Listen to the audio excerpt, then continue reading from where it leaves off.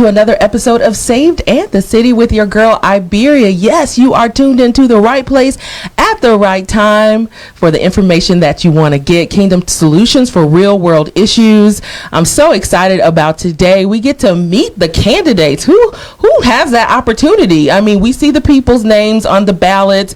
We get the direct mailers and all of that, but we don't always get an opportunity to kind of ask questions straight out. So as you guys are joining in, make sure you share this page, share this feed, like this feed, and comment. Send us your questions, because you can ask the candidates questions that are burning on your heart as we speak. That's the cool thing about Facebook Live. Is that all right? I hope it's all right.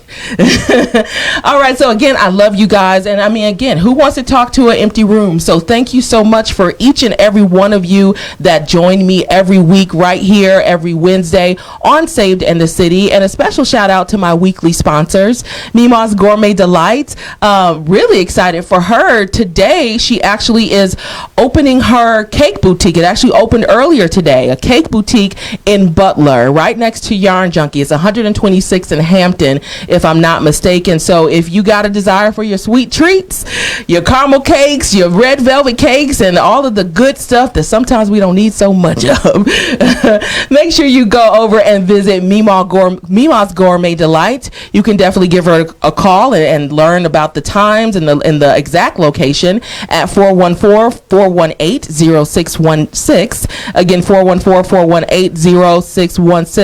Also, shout out to Enterprise Now, Elsie Flanard over there. You guys know I say this every week. I wouldn't even be into podcasting if it were not for Mr. Elsie Flanard. So, you know, for all your business needs, if you're an entrepreneur, if you're just looking to learn a little bit more about your business acumen and all different types of things like that, then make sure you check him out. Just search Enterprise Now on Google, on Facebook, on YouTube, and you can get connected to him right away. And then also shout out to Neo Soul Productions. We're actually in the production studio as we speak, so shout out to LaShondra. We love you here at Saved in the City. For all your video needs, make sure you reach out to Neo Soul Productions. Now let's just get on into it. I'm so excited. I know you guys just see me, but we're going to pan out and you're going to see that I'm not here alone. I'm actually with the first candidate that we're going to talk to. I'm so excited to have Miss Tonda Thompson, and it's not Washington. Off camera, we were just talking about that. So when I first started doing the flyers and circulating them around Facebook, I had Tonda Washington on there, and I appreciate how sweetly she got me right together. Okay, so so it's Tonda Thompson, and you're running for 5th District Alderwoman, yes, correct? Ma'am. Yes, ma'am. We're so excited to have you here. So how has the race been? The race has been quite interesting, and I'm in the right place at the right time. Yeah. I'm doing doors every day. I've done close to 2,000 doors so far. And going, so so you're doing your own doors. I'm doing my own doors, grassroots. I'm young, I'm a new face, so I have to show up to the doors myself. My aunts have been out. You know, I have those older aunts that that are cool with everybody and go to doors. But it's sweet, but it's good for me to present myself and show who I am and get to know my neighbors, get to know my community as well. Why was it important to you, that's great, to run for 5th District Alderwoman? Why now? It was important because, the incumbent that was currently, he stepped down in April. And all the while, I just purchased a house in Nash Park. I lived in a district for some time, on and off for the last 10 years or so. I have a 1-year-old, and I noticed that in my neighborhood, it's a nice neighborhood. I grew up on 13th and Keefe, and it's very nice compared to, I love where I come from, but it's a nice, warm neighborhood where I live at now, and the people are afraid to step outside. They are concerned about drugs and violence in the neighborhood. There's not too much community building in the neighborhood, so I felt the need to and with my public health background, I felt the need to bring some type of community building to that area, to that neighborhood, and not just my neighborhood, the whole entire district, the whole entire city of Milwaukee. and make sure that we are safe and safe and healthy within our own environment. So I think it's important for us to, especially young African American Black women, to step up to the plate and to make a difference for our families. You know, somebody made a difference for me. Vel Phillips, the Honorable Vel Phillips. Salute. You know, if it wasn't for her, I wouldn't be living in Nash Park today. Wow. So I have to, you know, live out her honor and her legacy, and make sure I lead, you know, thinking of what we've come from and who we are. And I want to change that district and make sure that we are comfortable within our own district. I love that. You know, it's just it's taking responsibility. You know, that is you know, it's sitting on the table waiting for somebody to pick it up. You know, and so I'm so glad that you decided to pick it up. But for those people, you know, because believe it or not, you know, saying the 5th district or, you know, whatever, you know, we say it and everybody doesn't know what that is or where, you know, so what area does it actually cover? Well, a lot of people get it mixed up with the 6th district. That's Malele, Alderwoman Cox. She's doing a wonderful job. I'm not running against Alderwoman Cox. But definitely the 5th district is the west side of Milwaukee, north of Center. So going from Center to Bradley Road North, going from 76th Street all the way to Appleton, and then you're going to go up Appleton all the way west to the city-county line. I'm sorry, the city line. And that's where the 5th district is. Makes sense. Now you know. That's what I'm saying. We're giving you the solutions that you need. Where's the 5th district? Now you know. So when we were off camera a little bit, we were kind of talking about what it was that kind of got you into politics in the first place. And you were saying that your heart is, or at least one of the things in your heart is in regards to the infant mortality rate. Can you talk a little bit about that and the importance of us being aware? Yes. Since we're talking about this, and this is a conversation of being saved, you know, I think we all have a purpose and a divine purpose to make a difference in the community. And my story started, you know, with me. You know, people knew me as a model, photographer, all of those things. But you know, I was content with being a mother, and I got married. I had a son, and my son did not make it. We both had labor and delivery complications, which it severed my family. It helped me realize that, you know, like this issue is tearing up families all across Milwaukee. You know, that year when I lost my son, 117 families lost their babies. That same year. So I got upset. You know, when you go through those things, you go through a mental battle. You know, my ex-husband and I separated. You know, I wasn't working. I didn't have any money, so that was just a mental turmoil all my life. Then I started to read the data. I said, okay, African American babies are dying 3 times faster than Caucasian babies. Why is that in the city of Milwaukee? And we have all of this access to good health care and all of these things that we should not be having these issues. So I got really pressed. I started to work. I had a dream where God told me, you have to be the one to crack the code to make sure that our babies are born safe and healthy. I had a dream. I had a dream that it was a baby in a washer machine, and the baby was drowning, and I had to crack the code to get the baby out. And it's deep. I got to go quick with the story, but it'll take us all day if I told my whole story. But love to have you back. Thank you. I would love to come back. But I got into the advocacy work. I got connected with women like, you know, Senator Lena Taylor, you know, Malele Cox, Jasmine Johnson, LaShondra Vernon. You know, they picked me up and showed me how to lead. I came up with I worked with Public Allies Milwaukee, and my project was to come up with a project that brought awareness to infant mortality, which is weird. God placed me right where I needed to be. Isn't that won't he do it? He's a master orchestrator. I love how he works. Yes. So I was placed at United Way. I was given an opportunity to create the Harambe Walk Run, which is in its 3rd year. Please, can I hold it up? Yes, August 4th, this Saturday at 7:30 is registration started at 9. The race is going to start at 9 a.m. It's going to be awesome. It's connected to Brownsville Week Festival. You know, Alderwoman Cox is doing great things with that. After the Harambe Walk Run, we have Live on King Drive, so it's a great way to get connected to the Brownsville neighborhood. This foot that's on the Harambe logo, that's my baby's foot. You know, that's his real footprint. And Oh, so precious. once I got into this work, I realized all of the issues, all of the social economic issues and health concerns that we're going through in our city.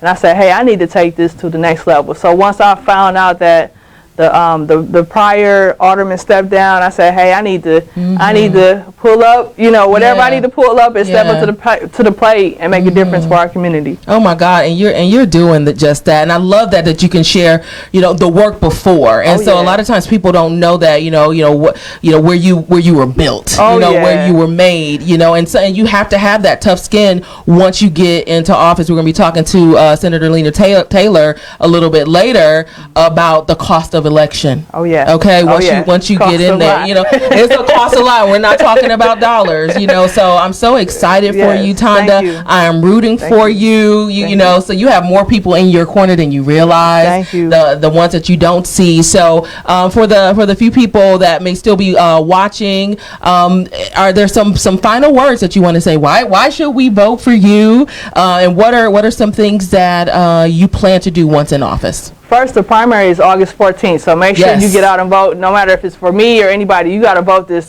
primary election.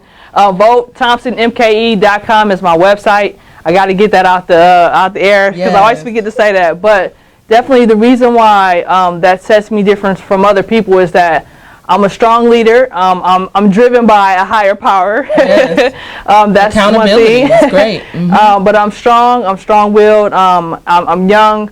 I have creative and new ideas, but more importantly, I am focused on community building. I work with the community. It's not my will. It's not what I say.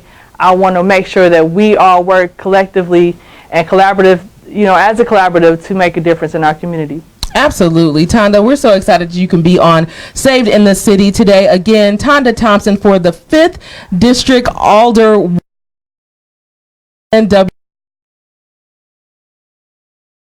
MKE.com. I'm not going to look at Thompson and say Washington. I'm not going to do it. And again, voting is this Tuesday or next Tuesday, August 14th. And then, of course, later on, November 6th. But let's get out August 14th and make it happen. Vote Tonda Thompson. All right. Thank you. Thank you for having me. They want me to say it one more time, and so we absolutely will. www.votethompsonmke.com. And we'll be right back after this. Thank you.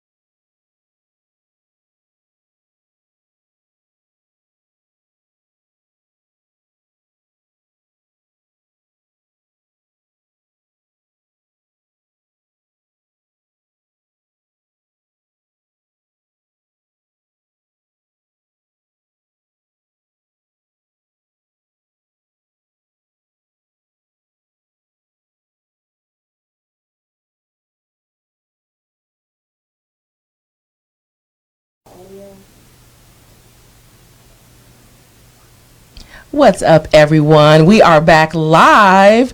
Man, wasn't that an amazing time with Tonda Thompson, running for 5th District Alderwoman. And again, today is all about meeting the candidates. We don't always have that opportunity. I said it in the beginning. I'll say it again. We see people's names on the ballot. We get these direct mailers, but we really don't know these people. And so I said, what an opportunity to use the platform that God has given me for us to just take a moment and get to know the people behind the flyer. Okay. And so my next guest who's sitting here with me is Mr. Travis Spell. How you feeling? Good, feeling good. I love it. He said he put a suit on just for us, y'all. I'm so here for it. Just like Tonda earlier, he says right after this, you're going to be back at them doors, huh? Back at the doors. Because that's what it's about. So let's talk a little bit about what the campaign process. What are the ins and outs of it? So we know it's knocking on the doors, right. But for people who don't know really what it takes to run a campaign, let us in. Well, the first thing you have to do is you have to get, for the statewide, you have to get at least 350 signatures. Oh, that's very interesting. So, wow. Well, technically it's really 250, but you always want to strive for more. Yeah. So the most that you can have is 400. So you have to get 350 signatures first before your name is even put on the ballot. Fun fact. Correct. So once your name is on the ballot, from there, then you're going to, pretty much my day consists of filling out surveys around the beginning of the morning. Yeah. Then maybe for the next 5-6 hours, I'm on doors. Wow. And then from there, I'm on the telephone asking for money for fundraising. Wow. So why now? Why did you decide, for those people who are just tuning in and don't know, you're running for 18th Assembly? Correct. So let's explain that office. Okay. What is the state representative for the 18th Assembly? What does that look like? And why did you decide that you wanted to run for that office? Well, state representative is pretty much, you're the leader of the community that's taking all the information to the state. When you pass bills, co-sign bills, author bills, it's things that represent you and your community. But technically, it really represents the entire state, because if you pass a bill, it's really representing the entire state. So for me and my community, lately, since 2012, I haven't seen our state rep. Never seen them. Never met them until recently. And right now in my community, it's a fragile time. Since 2012, we don't have riots. We constantly having crime that's going on. And I'm always have my hands in something when it's time to talk to the community or things of that nature. So right now, with us being at a fragile time, it's time for me to be the change. Come on, that's exactly what we were talking about earlier. Is responsibility? It doesn't attach itself to you. You got to pick it up. Correct. And so that's what you've chosen to do. Were you into politics prior to this at all, or? Because look, we go back. Come on, prepaid legal. We definitely go back. But all of that stuff does lead you to kind of the past later on down the line. Correct. Talking to people, all of that. Correct. So politics was I always watched it, I always understood it, but I was always, it always got away from me why we couldn't get more things done. Sure. And as I pay attention to it, sometimes it just might be in the verbiage of the law. So sometimes people can get away with it just because of the verbiage. And I can go a long way with that, with a lot of stuff that's going on. But now it's time for somebody to come and be their representative for the community, because right now our community is, my community is in dire need. It's in dire need when it comes to poverty, when it comes to crime. It's constantly happening. 45th in Hatley the other day. I think it was 34th in Locust. Just the other day, yesterday, I seen some video of somebody getting ran over by a car, and it's constantly going on, but there's no opportunity. The Bible always says that where people have no hope, the people will perish. Wow, and right now, we need that. It have to be a proactive approach instead of a reactive approach. Oh, yes. Right now, we're constantly doing things because once something happened, then it's like our politicians are trying to scramble to figure out what can we do. But the law is already made. Now it's time to be more proactive. Let's look and see what can we change. What is it that we can change to make it better for everyone? No, I love it. So what are some things that you're going to do to be proactive? Well, some of the things that to kind of deter crime a little bit is we have to make minimum wage have to go up. Yes. It has to go up. But Yes. if that goes up, it have to go up for everybody else as well. And I think which we're is all okay with that. Right. I think everybody's okay Just with fine. that. But we have to think about the business owners as well. So we have to figure out how can we give them some type of breaks in order to raise the because think about this. We already done gave Foxconn a tax break.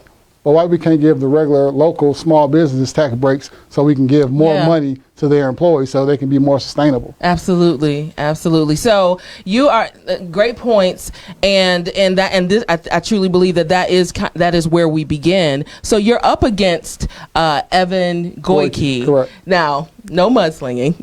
No. This is really just so what are some things you said what you're going to do that's different than kind of what he's pushing on his campaign? For his campaign, I always hear him talk about prison reform, and that's a great thing. That's something that I would not stop once I get in. However, we still have to be more proactive before we even get to the prison systems, because once you get to the prison systems, it's kind of too late. That's why I want to attack education, where maybe at the middle school level we start thinking of skill trades for our kids. Before it was always in high school. When I was growing up, it was in high school. But why don't we push it to the middle school, and then high school we start talking about entrepreneurship, cash flow, and things of that nature. Because once they get these skills, they're going to want to be in business 4 or 5 years before they want to open their own. You're talking right. And once we start talking about sustainability, let's teach them entrepreneurship. Absolutely. And now we can move forward that way instead of looking on the corner and seeing that D-boy who has what they want, but they're going after the wrong lifestyle. So we have to figure out a way, how can we make that change? And I think the first thing is jobs and education, and then we'll start seeing crime go down. I love it, and I'm so here for it. I guess the last question, as we, the 10 minutes don't fly. Right, go. It absolutely flies. But how are you going to hold your own self accountable for the things that you're sharing with us now? Because everyone always has say the same thing.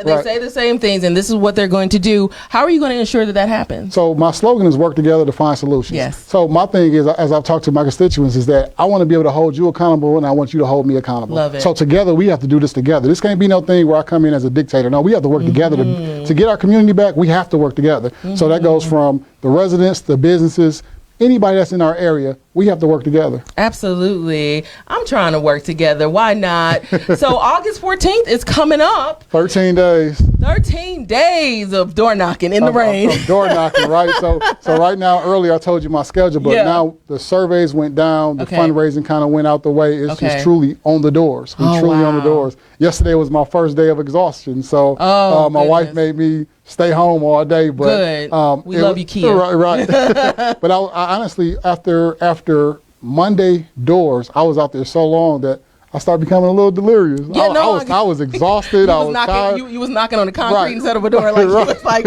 is this? Right. So yesterday was the first day. It's like flying an airplane. She grounded me yesterday. So I was at home all day yesterday. That you have that support there. So any parting words for the viewers, that are trying to decide who they should vote for? It's an easy decision. August 14th, Travis Spell for the 18th Assembly. We'll be more proactive than anything that you ever see. I'm standing for the people, and we will do this together. So August 14th, Travis Spell for the 18th Assembly. I absolutely love it. Y'all heard it from the horse's mouth. Okay, you got it right here. So Travis, again, thank you so much for joining us, for putting on a suit, looking nice for us today. We appreciate you so much. And you guys get out to vote August 14th.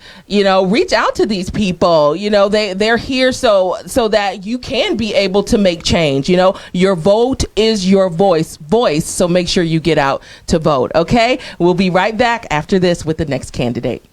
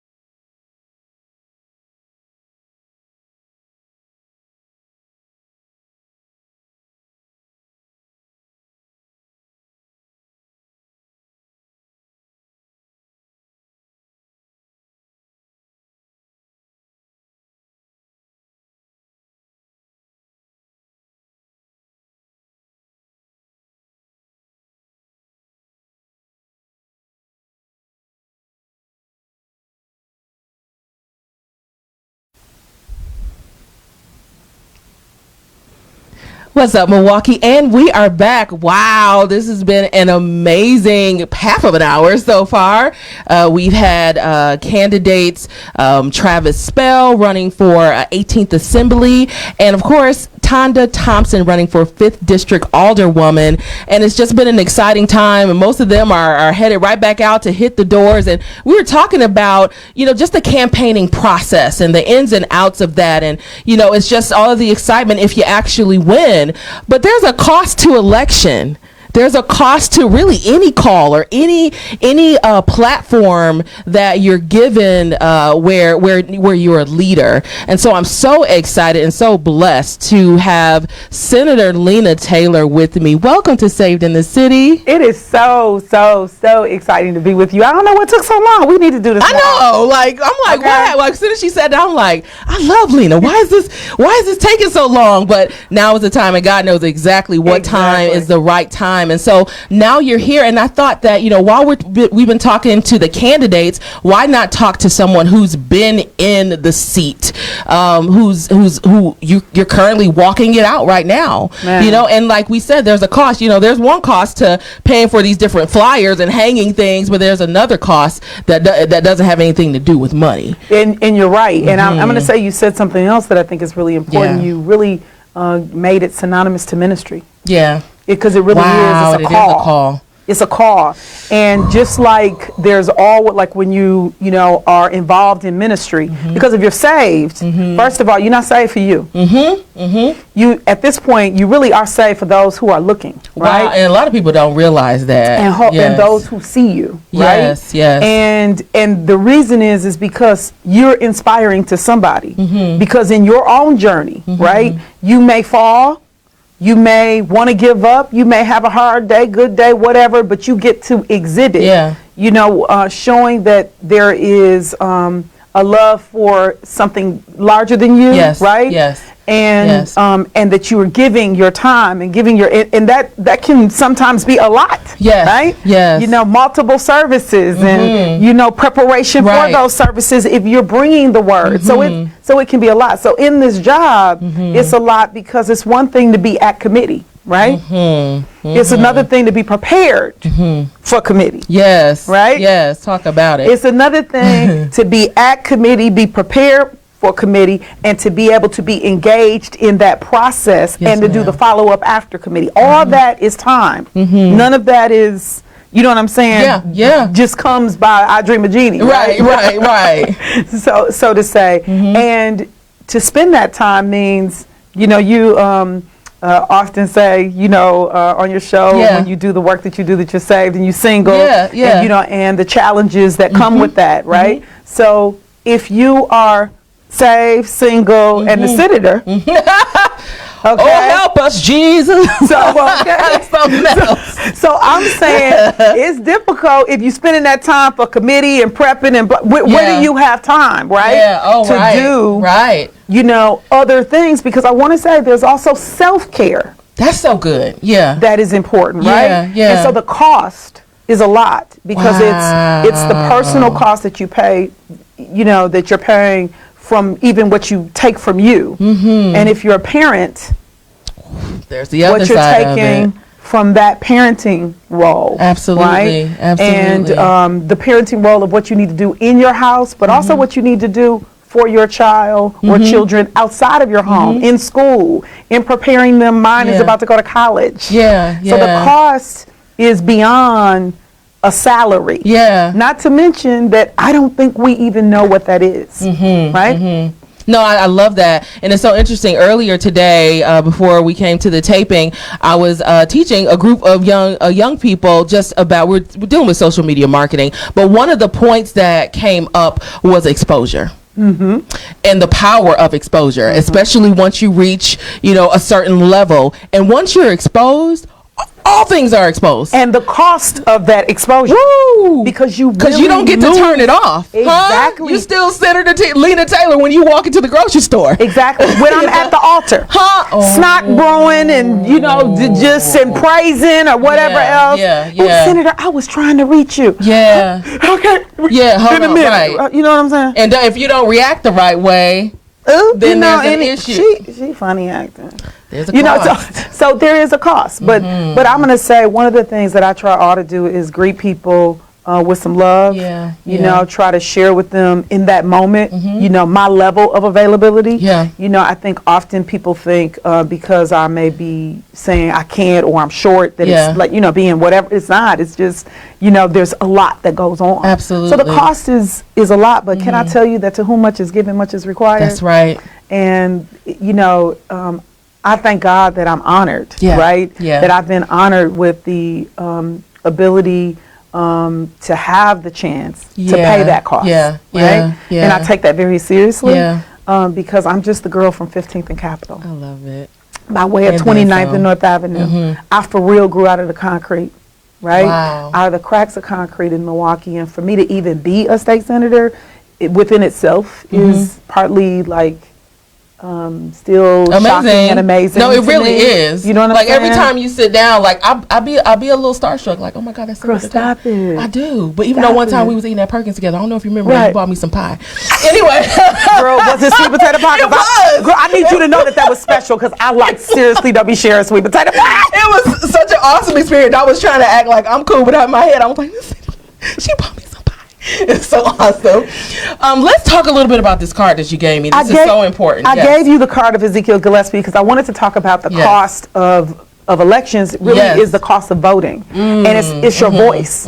So yes, it's a cost on this end as being somebody that's elected, right? Yes. But on the end of us as residents or as citizens, right? There is a responsibility. Yes. Right, that we have. And so you had candidates on to talk about the candidates, but like you mentioned someone running for state representative. Yes. You mentioned someone running for alderperson. You know, I mean, and then Mahlon will be here for governor. And then someone running for governor. So the first thing I want to say is think of this.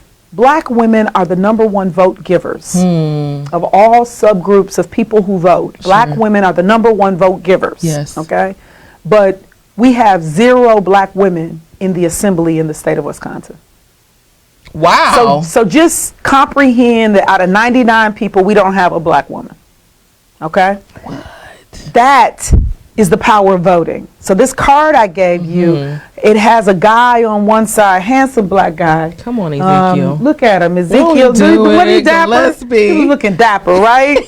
You know, He right so dapper, that's what I'm talking about. So he got his, got his hair on, he laid. You know what I'm saying? So Ezekiel was my kind of Negro. Yes. Ezekiel sued all the way to the Supreme Court of the state of Wisconsin because he went to vote in the city of Milwaukee, and they denied him the right to vote. And Ezekiel said, "Okay, I'm gonna sue," and he sued to the Supreme Court of the state of Wisconsin, and they decided unanimously to give Ezekiel the right to vote in 1866. A unanimous decision by the Supreme Court of the state of Wisconsin. First of all, let me just let us comprehend that we just had a Supreme Court election, and in that election, we didn't have, in the primary, I think it was, we didn't even have 10% of people in Wisconsin vote in the Supreme Court race, okay? But the Supreme Court literally gave the voice of the right to vote to a black man in 1866. Can you imagine how important this is? There was no Barack Obama on the ballot. There was no Mahlon Mitchell. There was no Lena Taylor. There was not 40 acres and a mule on the ballot. Martin was not even Malcolm. Thought of. Okay. They wasn't even there. This 100 years before them. Wow. So this man fought for the right to vote in the city of Milwaukee, in the state of Wisconsin, and won the right to vote in 1866. That's huge. So I want to say the cost of elections is Ezekiel Gillespie's fight. Right? You make me cry. I don't even know, Mr. Ezekiel. The cost of cost of elections is great. Ezekiel was one of the individuals that helped start the first black church in the state of Wisconsin, which is St. Mark's on 16th and I have family members there. Exactly. So I say all that to say we need to be like Ezekiel. We need to be #1 vote fans, and I mean it, just like I'm saying, a #1 vote fan. #1 because Ezekiel was the first to fight for the right to vote. Fan. Vote fan, because we need to vote, right? Because it's where our voice is. It's where our power is. It is truly the cost that we pay for the rent. That's the rent we pay. is to be a resident of this democracy, is to make sure that our voice is heard. Absolutely. And so if Ezekiel could fight in 1866, come on now, can't we go and vote for whatever is on the ballot, right? And be a number one vote fan, because we vote in February, April. Yes. Fan is spelled wrong. FAAN. On purpose. Okay. Because we vote in February, April. Okay. And that's when we vote for judges in local elections, February, April. And August, November, like now, we vote for state. That is so good to know, because I'm telling you, I'm with y'all on the other side. Like, when are we supposed to vote again? So now I'm a fan. That's what I'm saying. Be a number one vote fan. So there are elections in February, April, August, November. And so we're in August, November, and there are some local elections and some state elections that are going on, and we should be able to be engaged and be a number one vote fan like Ezekiel, because he was the first. Because he was the first. And, you know, you can't do it for nobody. Do it for Ezekiel. No, right. like, but seriously, if you can't do it for you. If you can't do it for you, could you please? No, I think this is absolutely amazing. So number one vote fan, February, April, August, and November. Stay connected to Senator Taylor at www.lenataylor.org. She's here to serve us. I absolutely love it. So any parting word? I mean, you've given so much, but maybe just for a few people that are still kind of on the fence about, I mean, how much more do we have to give you? We gave you Ezekiel. Listen, exactly. But this is what I'm going to say. Yeah. You know, some of the candidates that you have in are not in my area, but the gubernatorial race is one where I have endorsed. As a matter of fact, I'm glad you're having Mahlon. I endorsed Mahlon. One of the reasons I did is because there are several people running. And if I don't get to go in the room, I need somebody to go in the room that I don't have to explain. That's so good. What the issues are. Yes. And I wasn't happy at first, because I felt like no one is giving voice to the backbone. I feel black women have been the backbone of the Democratic Party. No one's giving a voice to the issues that really pertain to our community in the way, for example, that I would. And I said, well, you know what? No one's doing it, but there's somebody that can go in the room who can make the argument and who has brought the issues to the campaign trail in a way it has never been done in the 15 years that I've seen. And I'm going to stand with him, because if we stand with him to say that these are the issues that matter to us, first of all, I want him to win. But if he doesn't win, then they still know that they need to contend with the message that is there.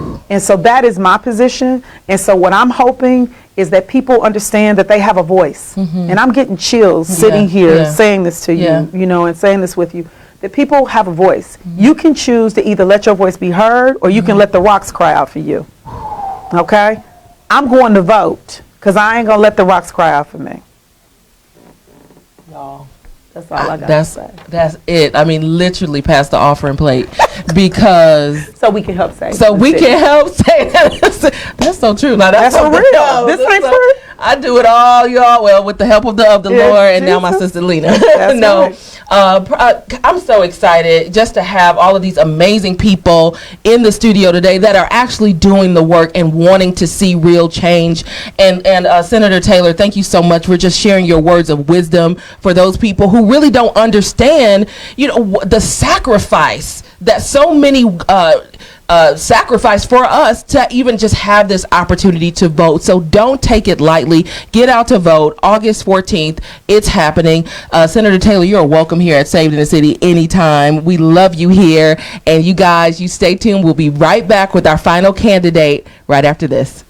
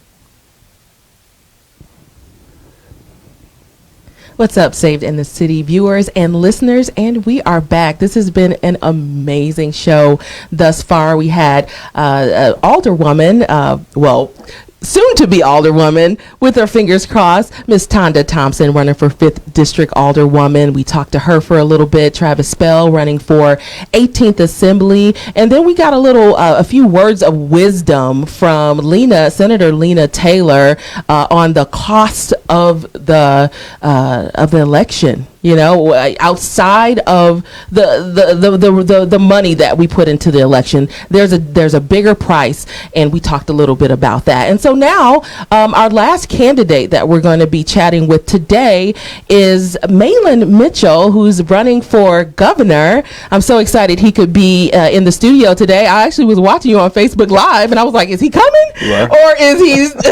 Was it the same day? How'd I do? You were doing great. Well, you were sitting just like that. You didn't say anything. So, but Mahlon, I don't know if you remember, you celebrated my 35th birthday with me. Saquana brought you. We did karaoke. Did we? Where was that at? This was like, now I'm older. I was 30. This was where were we at? On the east side. Really? It was really cool. I was like, oh my God, does he know that we actually celebrated a birthday together? So that's why you're on the show. What did I sing? I don't know. It was super, super duper fun. But anyhow, so I'm so excited that you could be here, because I know the campaigning is exhausting. You know, there's so much work to be done beforehand, before you actually get into office to do the work. So why don't you maybe just kind of start by telling the people, why run for governor and why now? Well, you know what? We need change. Yeah. And we need someone that can actually beat Governor Scott Walker. Yeah. It's not going to be easy. Mm-hmm. It's going to be a grind, which it already has been. I got in a race November 13th, and it's been a marathon/sprint. I ran for lieutenant governor in 2012. Okay. And I got over 1.1 million votes, but that was a recall election, so that was like 3 months of just hard-hitting action, right? And it was over. Yeah. This has been quite different, and having a primary with so many people in it has been challenging as well. But we got to win. At the end of the day, we need a candidate that can cross over, that can do well in Milwaukee, talk to communities of color, frankly, talk about issues that affect us here as well in Milwaukee, but also they can go up north in North Woods and go into the Driftless area and Platteville and talk with people and bring us together and bring the state together. Because the governor's done a good job and he said he was going to do this. My mother always said, and Maya Angelou said, if someone tells you who they are, you should believe them. Oh, absolutely. Yes. So Scott Walker said he was going to divide and conquer our state, and that's essentially what he's done. So we need someone that can bring people back together. I've been doing that my entire life. I'm a firefighter for 20 years. We respond to our community on the worst days of their lives, I always say, and when people are at their worst, we have to be our best. So I want to bring the state back together and actually get back a government that works for people. I'm glad that you mentioned that thing about being a firefighter. I was actually at the concert as well with Smokey Norfolk where you got up and spoke there, and I don't know. You were there? Yeah, I was there. Yeah, I was in the. I would have gave you a shout out. You should tell. Oh yeah, I was all good. I was there to enjoy, but it was awesome. I think you had left during the time when he had gotten up and he was speaking directly about you. But it's okay. But it was beautiful what he said. He spoke about the fact that you were a firefighter. You were built and trained to be able to go in and handle fires. And so, although that was something physically that you did, figuratively, that's pretty much what you're doing now. And so, look, Smokey Norfolk endorsed the brother. You may be the right man for the job. And so what we've been doing today, though, is this is an opportunity for my viewers and everyone that's watching and listening once it gets posted on our podcast to ask questions. So we put this out here a little bit before, and we actually did get a few questions from our viewers to pose to you. And so I'm going softball questions. All about softball, because that has everything to do with being a governor. So this is pretty straightforward. This is actually coming from Lenice McGee. I know Lenice. You know Lenice, which is probably why she posted something. She says, what do you see as the state of Wisconsin's role in addressing our issues with incarceration, especially of minority males? Well, you know what? We have, and it's well documented, we have the highest African-American male incarceration rate in the country. We unfortunately have the ability to put about 16,000 people behind bars. And right now we have close to 24,000 people behind bars. So our jails are overcrowded. And it's not fair. So I have a plan. If you go to our website or go to our Facebook page, it's probably easier, Mahlon Mitchell, that talks about criminal justice reform. And it has a lot of components to it, but real quickly, it's ending truth in sentencing, which has been detrimental to, it's had the reverse effect that it was supposedly supposed to have. That started in 97 actually under Governor Walker. Stopping crimeless revocations, people going back to jail for not even committing crimes. Banning the box, the F1 front of applications, because we all know, you know, you get somebody in jail, they get reacclimated with society. You tell them to get reacclimated with society, but then you don't give them a fair shot at getting a job. So what are people supposed to do? You're going to revert back to just trying to survive, right? Absolutely. And trying to live. That's what anybody would do. So you have to ban the box, the F1 applications. They've done it for state jobs, but not for the whole state. Sure. I would do that for the whole state. So at least you get an application. You get a fair shot at sitting down with the employer and talking about what actually happened to you, so then they can make their own decisions without looking at just at a application. And we know those go right in the garbage. Oh, exactly. So there's a lot of things. The earn release program. You know, being addicted is not a crime. Wow. So we need to make sure that when someone does go to jail or gets incarcerated for minor nonviolent offenses, that one, that doesn't happen. I would legalize marijuana, recreational and medicinal, and look at and bring back the pardon board to actually pardon people so that they, when they have served their debt to society, they can now have a normal life, because everyone can make a mistake. I've made many mistakes myself. So there's a lot of things we need to do to reform the criminal justice system. But you know, we have to do more than anything. When we talk about, you know, school to prison pipeline, we talk about putting more black people behind bars. We talk about the achievement gap or an opportunity gap of young folks of color. We have to bring opportunities to communities that are vulnerable. And just keeping it real, we have to bring opportunities to communities that need them and that don't have them. And people have to give a damn. I mean, people, sorry, this is Saved in the city. But We're legalizing weed, and you know what? But people have to care. This is the reality of it. Yes, it's the reality of it. People have to care. Right now, we have elected officials, Democrats and Republicans, quite frankly, that come every 3.5 years when it's election time, overpromise, underperform. They go to the black churches and talk to our people, then overpromise, underperform, then we don't hear from them for 3.5 years. Yes, right? Yeah, we were just talking about that earlier. Yeah. So those days have to end, and everyone talks to me about holding folks accountable, and that we have to vote. Absolutely. And we have to vote for candidates that care and that really care about things that are happening in our community. Absolutely. I think we have time for at least one more question. That was a long answer to a short question. No, that's okay. You know, we touched it all. Can't curse on Saved in the City. Well, yeah, we did. So, Mia Lott says, what are your thoughts on the Foxconn deal? Foxconn is a bad deal. I've said it from the outset. To give $4.5 billion to a foreign company with really no ability to hold their feet to the fire is bad. I wouldn't have signed that deal. To give $4.5 billion to a company and not to see a return on investment for 25 years. Exactly. Makes no sense. But in saying that, I'm a realist, right?